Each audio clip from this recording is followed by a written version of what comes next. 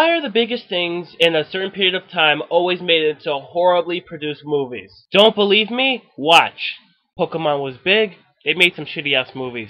Care Bears were big, and then they made some shitty ass movies.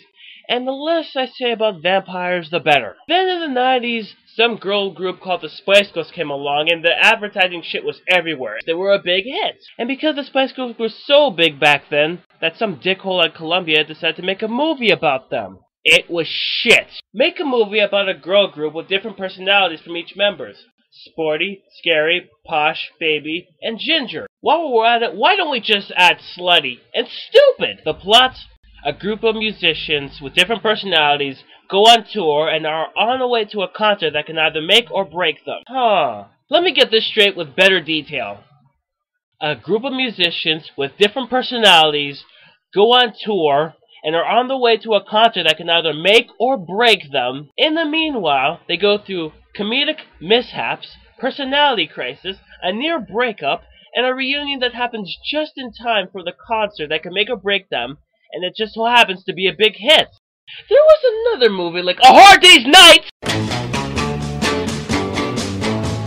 I mean, holy shit! The plot for Spice World is a crappy version of A Hard Day's Night. Are they even trying anymore? Do the writers of this movie have any creativity or originality whatsoever? This movie is crap anyway, so why rip off a better movie? I don't give a fuck what the internet says that the Spice Girls are along the same vein as A Hard Day's Night. It is ripping off A Hard Day's Night. This movie is a ripoff. As for the acting from the main characters, you know, the band, it's shit. You know, for a group that have personalities that match their names, they sure don't act like it. They all act the same. They just talk about jack shit about the plot. It is shit. I mean, this movie is awful. Who in their right mind would decide to be in this picture? Who? Norm from Cheers? Oh, hell yeah.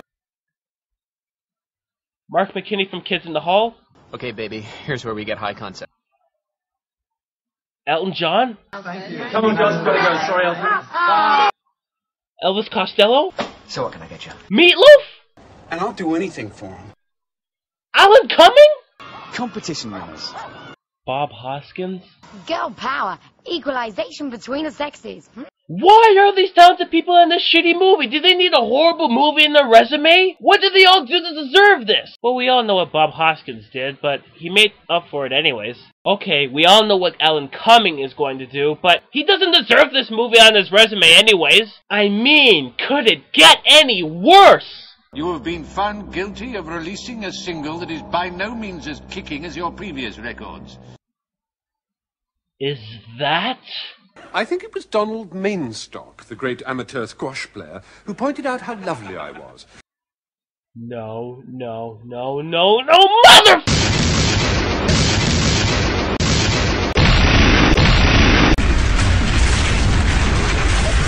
What the hell is this movie doing? Is it trying to piss me off with all these decent actors in this movie? The acting of the Spice Girls alone is dragging them down. In fact, I'm going to compare the Spice Girls and the Beatles.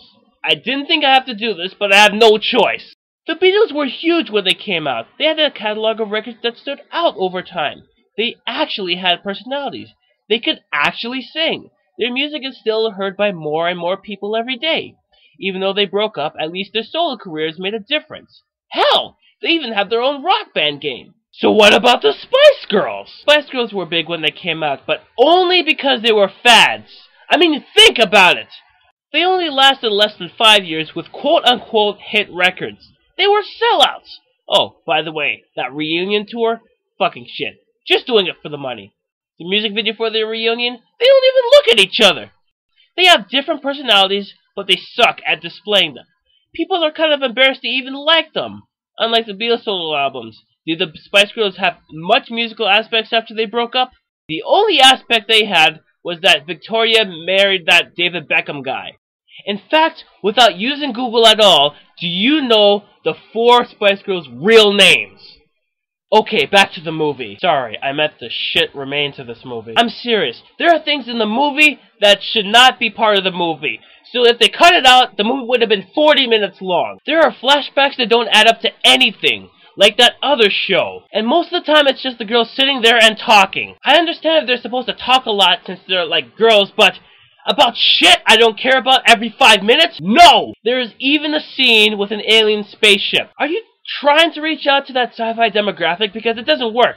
Especially if your movie is filled with annoying scenes and in the middle of it it's just an alien spaceship. Plus, what sci-fi fan would go see Spice World? This movie is just so over the top bad it's embarrassing. This movie is a perfect example of taking one of the biggest things in the world and making it into a shitty movie.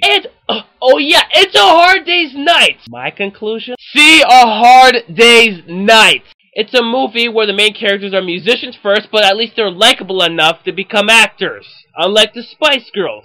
Spice World is annoying. Filled with things that have no use of being there. The movie is annoying. There are talented actors and musicians who don't deserve to be in there. And did I forget to mention that the movie is fucking annoying? I better stop this review because there is nothing this movie can give me that can irritate me more.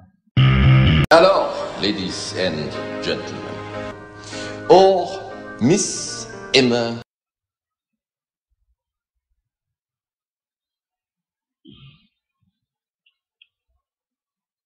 Is that... Do you have hair in your special place? Son of